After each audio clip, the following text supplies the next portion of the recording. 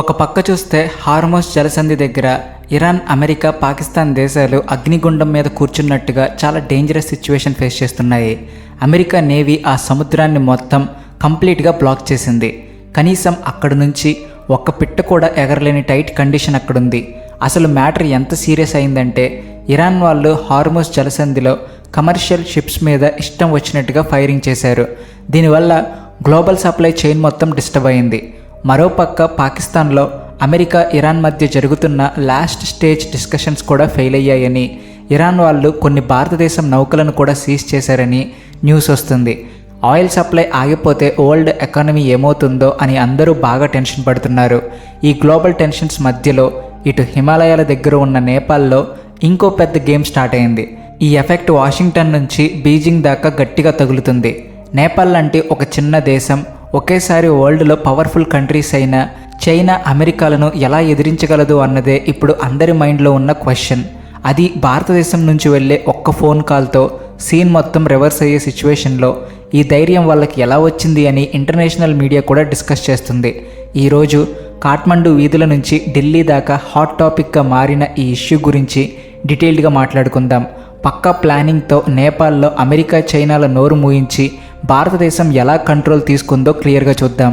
అంతకంటే ముందు మీరు మా ఛానల్ సబ్స్క్రైబ్ చేసుకోకపోతే వెంటనే సబ్స్క్రైబ్ చేసుకుని కామెంట్ సెక్షన్లో జై హింద్ అని రాయండి. ఇది 2026 నాటి కొత్త భారతదేశం అని మీరు ఖచ్చితంగా ఒప్పుకుంటారు. అమెరికా, చైనాలు ఇప్పుడు నేపాల్ను తమ కొత్త బ్యాటిల్ గ్రౌండ్గా మార్చుకోవాలని తెగ ట్రై చేస్తున్నాయి. నేపాల్ను భారతదేశం నుంచి ఎలా లాక్కోవాలి అన్నదే వాళ్ళ మెయిన్ టార్గెట్. కానీ భారతదేశం వేసిన ఒకే ఒక్క మాస్టర్ స్ట్రోక్కి ఈ రెండు దేశాలు కంప్లీట్గా సైలెంట్ అయిపోయాయి. నిన్నటిదాకా భారతదేశాన్ని కొంచెం అపోజ్ చేస్తూ వచ్చిన నేపాల్ కొత్త ప్రైమ్ మినిస్టర్ బాలేంద్ర షా సడన్గా సూట్ కేస్ ప్యాక్ చేసుకుని ఢిల్లీకి బయలుదేరడం అందరినీ షాక్కి గురిచేసింది. వాస్తవానికి అక్కడ ఏం జరిగిందంటే బాలేంద్ర షా బిహేవియర్ రీసెంట్గా చాలా మారింది.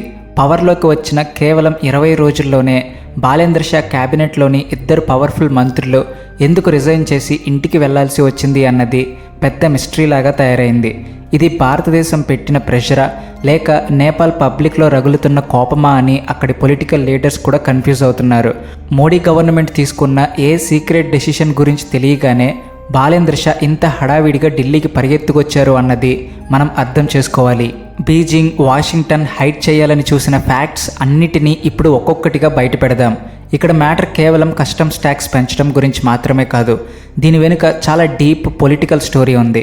బాలేంద్ర షా తన ఇమేజ్ పెంచుకోవడానికి భారతదేశం నుంచి వచ్చే గూడ్స్పై సడన్గా ట్యాక్స్లు పెంచేశాడు.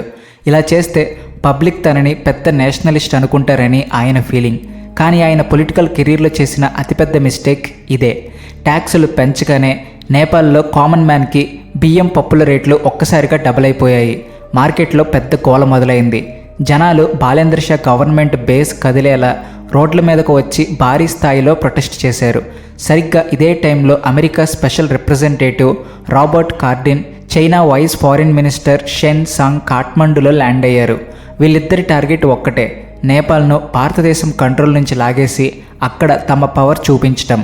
కానీ 2026 నాటి భారతదేశం ఇక డిఫెన్స్ ఆడదని, ఫ్రంట్ లైన్ నుంచి ఎలా అటాక్ చేయాలో బాగా తెలుసని వాళ్ళకు పాపం తెలియదు.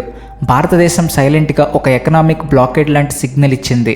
అంతే, నేపాల్లోని పెద్ద పెద్ద బిజినెస్ మ్యాన్, కొత్త జెన్జీ జనరేషన్ డైరెక్ట్గా గవర్నమెంట్ మీద రివోల్ట్ చేశారు. వాళ్ళకి తెలుసు నేపాల్ ఎకానమీ మొత్తం భారతదేశం మీద డిపెండ్ అయి ఉందని. ఇక బాలేంద్ర షాకు ఢిల్లీ దగ్గర తగ్గడం తప్ప వేరే ఆప్షన్ లేకపోయింది. కానీ ఈ ఢిల్లీ టూర్ కేవలం ఫార్మాలిటీ కోసం జరుగుతుందా లేక నేపాల్ అస్తిత్వాన్ని కాపాడుకోవడానికి ఆయన వేస్తున్న లాస్ట్ స్టెప్పా అని చాలామంది డౌట్ పడుతున్నారు. కొందరు నేపాల్ లెఫ్టిస్ట్ లీడర్స్ ఏ చైనా సపోర్ట్ కావాలని కలలు కంటున్నారో అదే చైనా నార్త్ నేపాల్లోని హమ్లా, గోర్ఖా డిస్ట్రిక్ట్లో వేలాది ఎకరాల ల్యాండ్ని కబ్జా చేసిందన్న ఫ్యాక్ట్ తెలిస్తే మీరు ఖచ్చితంగా షాక్ అవుతారు. చైనా ఎప్పుడూ ఇలాగే చేస్తుంది. ఫస్ట్ డెవలప్మెంట్ పేరుతో అప్పులు ఇస్తుంది. ఆ తర్వాత వాళ్ళు కట్టలేకపోయేసరికి అగ్రిమెంట్స్ పేరుతో ఆ దేశ భూములు లాక్కుంటుంది. నార్త్ బార్డర్లో సిచ్యువేషన్ ఎంత దారుణంగా ఉందంటే నేపాల్ సొంత పోలీస్ ఫోర్స్ కూడా చైనా ఆర్మీ పర్మిషన్ లేకుండా ఆ ఏరియాలో కాలు పెట్టలేరు. వాళ్ళ అడ్మినిస్ట్రేషన్కి అక్కడ వాల్యూ లేదు. చైనా అక్కడ కంప్లీట్గా బంకర్లు, హైటెక్ టవర్లు కట్టేసింది. శ్రీలంకలో హంబంటోటా పోర్టులాగా నేపాల్ను కూడా డెట్ ట్రాప్లో ఇరికించాలని చైనా ప్లాన్ వేస్తుంది. మరి నేపాల్ కూడా ఇంకో టిబెట్లా మారిపోతుందా, లేక పెద్దందల భారతదేశం తన నైబర్ని డ్రాగన్ బారి నుంచి కాపాడుతుందా అని వరల్డ్ మొత్తం వెయిట్ చేసి చూస్తుంది. ట్యాక్సుల పెంపు అనేది బాలేంద్ర షా కావాలనే వేసిన స్టెప్. ఎలాంటి ప్రయర్ వార్నింగ్ లేకుండా బోర్డర్ ట్యాక్స్లను 20% నుంచి 30% పెంచేశారు. దీంతో డైలీ వాడే పెట్రోల్, మెడిసిన్స్, ఫుడ్ రేట్లు ఆకాశాన్ని అంటాయి. జెన్జీ యూత్కి అసలు ఫ్యాక్ట్స్ తెలుసు. రేట్లు పెరగగానే కాఠ్మండూ నుంచి పోఖరా దాకా స్ట్రైక్స్ వెల్లువెత్తాయి. వెంటనే చైనా ఎంటర్ అయ్యి నేపాల్ లోన్స్ అన్నీ క్యాన్సిల్ చేస్తామని, సరుకులన్నీ మేమే డైరెక్ట్గా సప్లై చేస్తామని ఆఫర్ ఇచ్చింది. ఇంకోవైపు అమెరికా తమ ఎంసీసీ ప్రాజెక్ట్ పేరుతో మిలిటరీ బేస్ పెట్టడానికి $1,00,00,000 గ్రాంట్గా ఇస్తామని ఆఫర్ చేసింది. కానీ ఢిల్లీలోని సౌత్ బ్లాక్లో ఉన్న మన డిప్లొమాట్స్కి ఇదంతా లైవ్ అప్డేట్స్ వస్తూనే ఉన్నాయి. వాళ్ళు డైరెక్ట్గా ఎలాంటి స్టేట్మెంట్ ఇవ్వకుండా సైలెంట్గా ఒక వార్నింగ్ పాస్ చేశారు. నేపాల్ గనక చైనా, అమెరికా మాట వింటే నేపాల్ సిటిజన్స్కి భారతదేశంలో ఇస్తున్న open border access, visa free facilities గురించి మేము మళ్ళీ స్ట్రిక్ట్గా ఆలోచించుకోవాల్సి వస్తుంది అని చాలా క్లియర్గా చెప్పారు. ఈ ఒక్క మాట బాలేంద్ర షాకు నిజంగానే చెమటలు పట్టించింది. పవర్లోకి వచ్చిన కేవలం 20 రోజుల్లోనే 2 కీ మినిస్టర్స్తో రిజైన్ చేయించాల్సి వస్తే ఆయనకు ఇంకేం ఇమేజ్ మిగులుతుంది? కామర్స్, హోమ్ మినిస్టర్స్ రిజైన్ చేయడం వెనుక భారతదేశం పవర్ ఏంటో క్లియర్గా అర్థమవుతుంది. కొండల్లో ఏదైనా డిజాస్టర్ వచ్చినా, వంట గ్యాస్ సిలిండర్ అయిపోయినా ఆపదలో ఫస్ట్ రెస్పాండ్ అయ్యేది యూపీ, బీహార్ బోర్డర్స్ నుంచి వచ్చే మనవాళ్లే. కానీ బీజింగ్ కాదని అక్కడి పబ్లిక్కి బాగా తెలుసు. అమెరికా ఇచ్చే మనీ కోసం ఆశపడితే ఫ్యూచర్లో కష్టమని వాళ్ళు రియలైజ్ అయ్యారు. అందుకే బాలేంద్ర షా తన ఫస్ట్ అఫీషియల్ ఫారిన్ టూర్గా భారతదేశాన్ని ఎంచుకున్నారు. ఇది మన దేశానికి దక్కిన ఒక పెద్ద డిప్లొమాటిక్ విక్టరీ అని ఇంటర్నేషనల్ రిలేషన్స్ ఎక్స్పర్ట్స్ చెబుతున్నారు. ఈ మీటింగ్తో అరుణ్చార్ hydro project, Raxaul Kathmandu high speed railway లాంటి పెండింగ్ మెగా ప్రాజెక్టులు మళ్ళీ స్పీడ్ అందుకుంటాయి. ఇవి నేపాల్ను సౌత్ ఏషియాకే మెయిన్ పవర్ హబ్గా మారుస్తాయి. కానీ ఇదంతా చైనా సైలెంట్గా చూస్తూ ఊరుకుంటుందా అన్నదే అసలు ప్రాబ్లం. ఈస్ట్ నేపాల్లో చైనా ఇన్ఫిల్ట్రేషన్స్, ఎలక్ట్రానిక్ బ్యారేజ్లు కట్టడం చూస్తే నేపాల్ యూత్కి విపరీతమైన కోపం వస్తుంది. నేపాల్ను అప్పుల్లో ముంచేసి కబ్జా చేసి టిబెట్లా మార్చాలన్నదే China main expansion strategy. Balendra Shah ఇప్పుడు కరెక్ట్ డెసిషన్ తీసుకోకపోతే వాళ్ళ ఎకానమీ కూడా శ్రీలంక, పాకిస్తాన్ల ఘోరమైన బ్యాడ్ సిచ్యువేషన్ ఫేస్ చేస్తుంది. బీఆర్ఐ ప్రాజెక్ట్ పేరుతో చైనా వేస్తున్న వల పబ్లిక్కి కంప్లీట్గా అర్థమైపోయింది. సోషల్ మీడియా ద్వారా వరల్డ్తో ఎప్పటికప్పుడు కనెక్ట్ అయిన నేపాల్ జెన్జీ యూత్ చైనా డిక్టేటర్షిప్కి, భారతదేశం డెమోక్రసీకి ఉన్న డిఫరెన్స్ని చాలా బాగా గమనించింది. వాళ్ళు ఆన్లైన్లో ఒక పెద్ద డిజిటల్ క్యాంపెయిన్ స్టార్ట్ చేశారు. నేపాల్ నీడ్స్ భారత్ అని హ్యాష్ట్యాగ్స్ ట్రెండ్ సెట్ చేశారు. యువత ఈ రేంజ్లో సపోర్ట్ చేయడం అందరినీ ఆశ్చర్యపరిచింది. ఈ మీటింగ్లో కేవలం బిజినెస్ నెంబర్స్ గురించి మాత్రమే కాదు, రాబోయే 50 ఏళ్ల ఫ్యూచర్ ప్లాన్స్ గురించి డీప్గా డిస్కషన్ జరగబోతుంది. భారతదేశం ఇక ముందు నేపాల్కు కేవలం ఫుడ్ పవర్ ఇవ్వడమే కాకుండా వాళ్లను డిజిటల్ నెట్వర్క్తో కూడా కనెక్ట్ చేయాలని చూస్తుంది.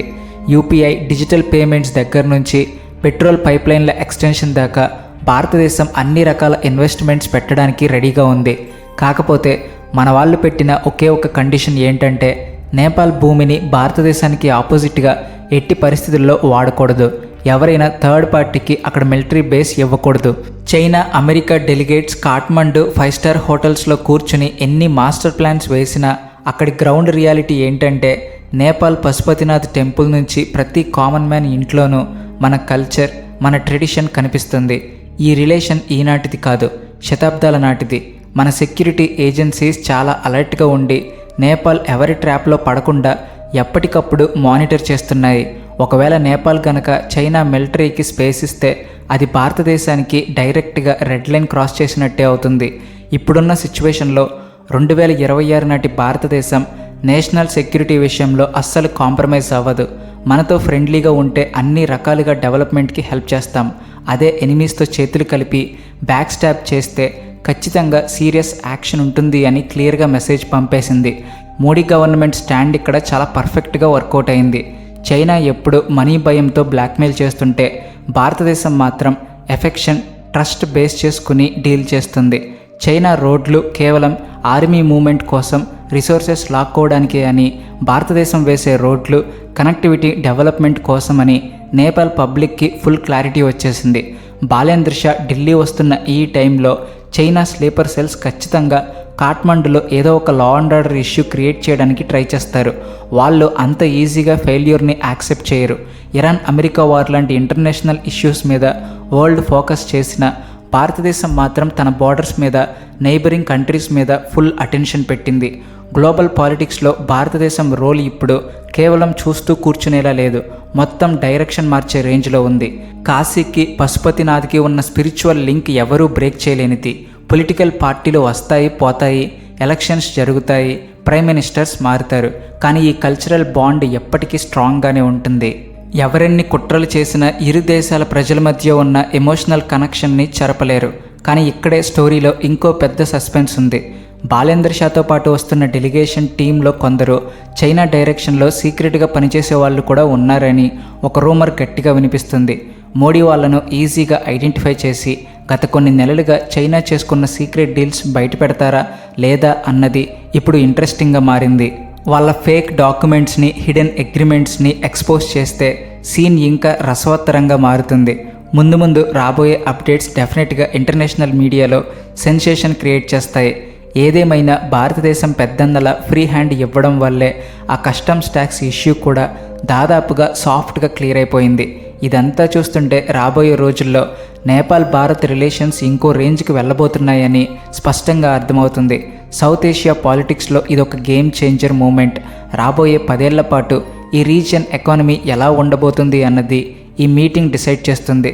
ఈ ప్రెషర్ని బ్యాలెన్స్ చేసి బాలేందర్ షా నేపాల్ డెవలప్మెంట్కి కరెక్ట్ డెసిషన్ తీసుకుంటే ఆయన పేరు హిస్టరీలో నిలిచిపోతుంది. లేదా మళ్ళీ చైనా ఇన్ఫ్లుయెన్స్లో పడితే మాత్రం దేశం మొత్తం పెద్ద ప్రాబ్లమ్స్లో పడుతుంది. అందుకే అందరి చూపు ఇప్పుడు ఢిల్లీ మీదే ఉంది. ఇక్కడ జరిగే ప్రతి డెవలప్మెంట్ ఫ్యూచర్లో గ్రేటర్ హిమాలయన్ పార్ట్నర్షిప్ లాంటి కొత్త అగ్రిమెంట్స్కి దారితీస్తుందని అనలిస్టులు ఎక్స్పెక్ట్ చేస్తున్నారు. ఈ మొత్తం ఎపిసోడ్లో భారతదేశం తన స్ట్రాటజిక్ పవర్ని అద్భుతంగా ప్రజెంట్ చేసి వరల్డ్కి ఒక స్ట్రాంగ్ మెసేజ్ ఇచ్చింది. ఈ వీడియో మీద మీ అభిప్రాయం ఏంటో కామెంట్స్లో చెప్పడం మర్చిపోకండి. అలాగే please like and share and also thanks for watching.